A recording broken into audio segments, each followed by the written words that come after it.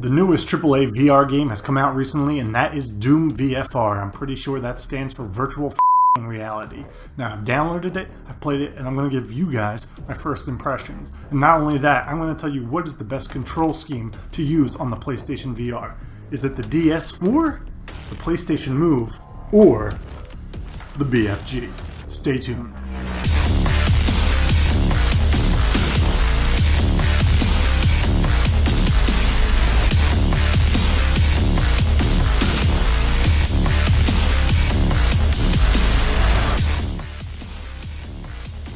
Welcome back to hell. Welcome to DOOM VFR. This is taking the Doom 2016 experience and putting it in the VR game for the first time. Made by Bethesda, released for the PlayStation VR and the HTC Vive, I believe. It is a single-player campaign with all the difficulties you could want, including Nightmare and Ultra Nightmare, which is locked. And my first impression, guys, this game is badass. Let this terrifying opening scene on an elevator explain it to you, please. Demonic presence detected. What the hell?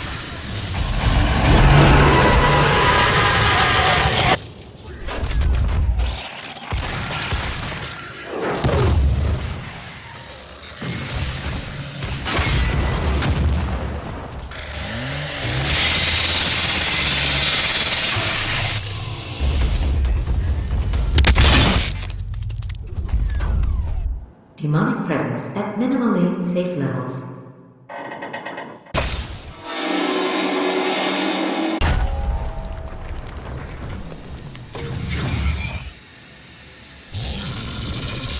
What the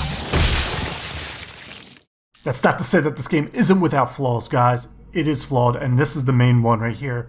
Controls. On the PlayStation VR, if you're using anything but the DS4, you're gonna have a literal nightmare trying to execute some of the moves. The main mode is this teleportation thing that you've seen in a lot of other VR games. I don't hate it, but you can switch the left joystick later on to move you around if you want. If you don't get sick in VR, which I did get some of the VR sweats going in this game after about an hour playing, which is typical for my VR experience. Now you can use the circle to do that burst thing that you saw, and if you teleport into an enemy when they're staggered, you will perform an execution move, and that's pretty cool. It keeps the flow of the game up like the 2D Doom was back years before. Now here's where I'll show you the left stick movement here. You can change the segment amounts when you're turning as well in this menu, and pretty much everything else I left to default, as well as the game. Anything you could possibly want in the settings is here. Now, even though I'm going to get to the other types of movement using the move controllers and the aim controller, I'm going to come out and say it that the DS4 is my preferred way of playing this game on the PlayStation VR. I've grown up with consoles all my life, and I have this tactical feel with the controller that I just can't get with the other two in this game until the move controllers come out with joysticks. Then that will probably change. Because if you don't mind the guns floating in the air like this, playing with the DS4 leads to some awesome moments like this. Demonic breach detected. This should be fun.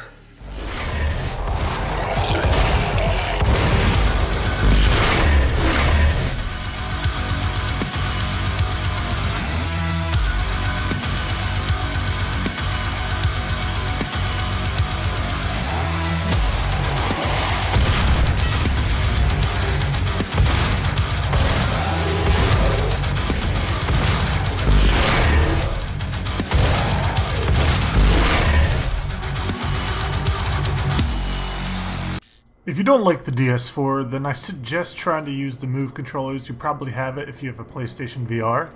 And the layout is okay. You lose the ability to move with the joystick, obviously, or turn incrementally with the other joystick, because, obviously, you have no joystick. But the freedom of having two hands definitely feels like the way this game was meant to be played, and throwing grenades is pretty satisfying. Oh yeah. Although you tend to drop them on yourselves every once in a while.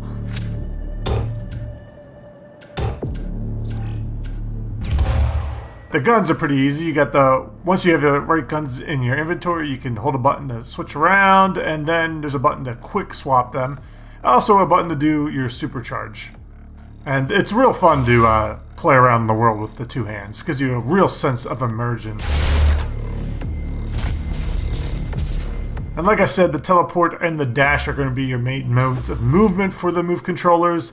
And with the PlayStation VR being 180 degrees field of view for VR, you're not going to be able to turn around completely, but you do have a quick turn option right there. You're going to have a hard time either way finding certain areas, like I'm having a hard time here trying to get to the teleporter to put this thing in. It can be a nightmare. But combat works pretty well with it, although it is a little bit harder, because now you're aiming your head and the weapon as well, even though that's kind of the point, isn't it, for VR? And you're going to be using the quick turn a lot. So you're going to be running into walls maybe, and then quick turning around to get a better view of the room. And a lot of times you're going to want to stay back. See it like this. Quick turn around, shoot. There you go. That's going to be a lot of it on the PlayStation Move. All in all, not terrible. And, you know, having the freedom of the two hands, doing whatever you want, it really is a sense of immersion that the other two controls don't give you. That's a lot of fun to have a dance party.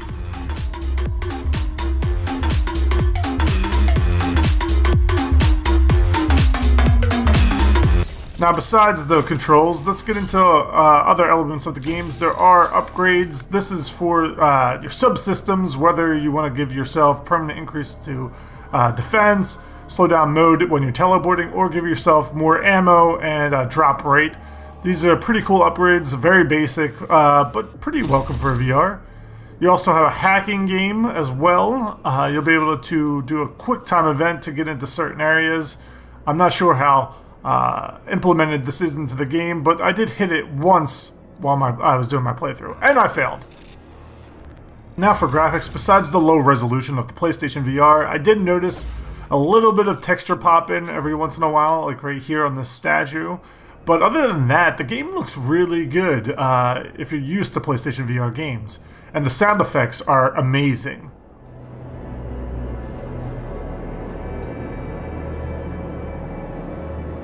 The sense of eeriness and dread comes off really well with the sound. They did a fantastic job there. Now we come to my least favorite way to play Doom VFR, and that's with the PlayStation aim control. This control I am not a huge fan of. I hate that slant on the front. It is awkward to hold. The buttons I find too far apart from each other, even with my big hands, and it works better for Farpoint, but for the way the Doom wants you to play, fast-paced, you can't get the inputs in fast enough.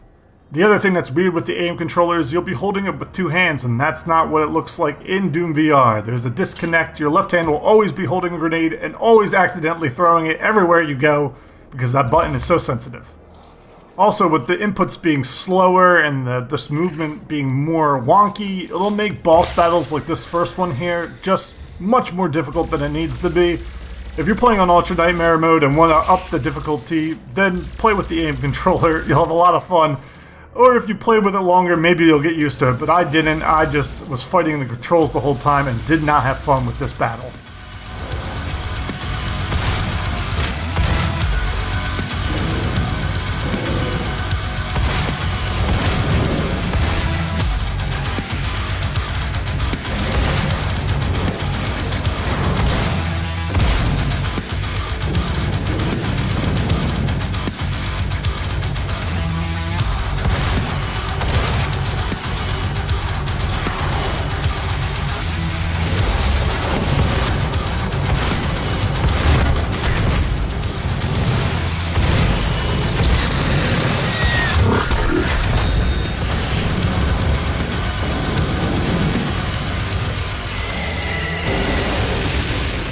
Now coming back to this boss battle with the DS4, things changed a little bit. You aim where your head's looking, and that makes things so much easier. This boss gets wrecked.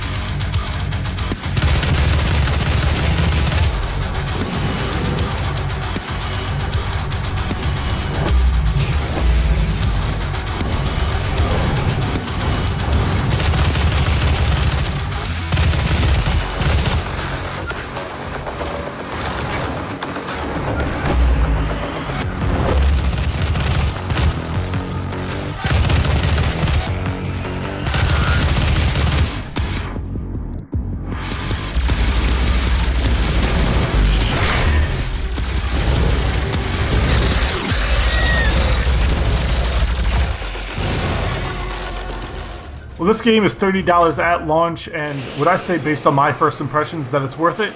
Well, that's going to depend. If you have the headset already and you don't mind playing VR with the DS4, then I'd say go for it. $30 is a nice low asking point, and for what you're getting, it's a good asking point. Maybe you could teach yourself to use the Move controllers or the aim controller if you have it, but those were just struggling for me, so I'm going to play this with the DS4 until the PlayStation 4 or Sony puts out a Move controllers with joysticks. Come on, Sony, we need this.